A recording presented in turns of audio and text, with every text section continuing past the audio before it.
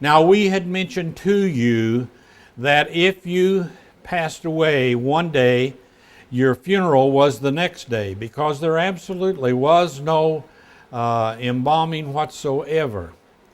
However, in 1859 or 1860 or 61, a doctor in Chicago by the name of Thomas Holmes had come up with a solution. If he injected it into the arterial system, would preserve a body. Abraham Lincoln was very taken aback by this, because the boys that were killed in the South from the North, or the boys that were killed in the North from the South, could be shipped back to their relatives for their burial purposes. And so today, that's a strong tradition.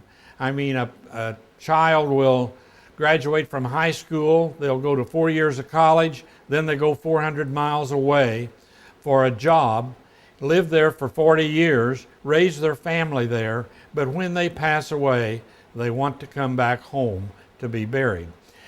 And I'm sure it was a stronger tradition back then. Abraham Lincoln hired this Thomas Holmes, Dr. Holmes, and he had a lot of assistants, and he hired all of them. And there were a lot of battlefield embalmings done. And of course, naturally, they would ship them by train from the battlefield to their relatives. And so anyway, embalming just didn't take over right away. In 1865, the Civil War was over, and it was 35 years before the turn of the century. But people just didn't accept this. They did not like to have their people buried so quickly, but that's the way it had always been done. And I think if you will remember, the very first funeral that you ever remember as a child, that really funerals haven't changed all that much today. Oh yes, we just show them one night instead of two. We do it all at the funeral home instead of at the home. But really, I think that this part of our life is more steeped in tradition than any other aspect of our life.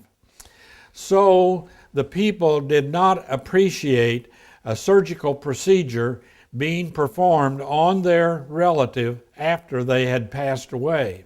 By 1900, at least, practically everyone in the whole United States was embalmed. When embalming did take hold, 1895 or 1900, practically everyone, as we said, was embalmed.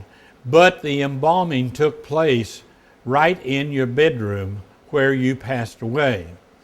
The undertaker would have to bring out all of this equipment and into the bedroom. He would put down rubber sheets to keep down the mess, and he would have to bring a cooling board and then cover it with sheets. And this was all of the instruments that he would need. And of course, he'd have to bring the satchels. The fluid that was out of the body was in these containers here.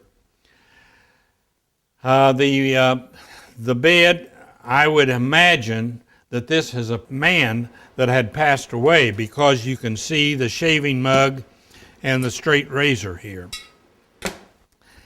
I would imagine that he had had a long, lengthy illness, because you can see on the nightstand that, of course, there is an Aladdin lamp there, and he has an open Bible with his glasses, and I'm sure that he had had a long, lengthy illness.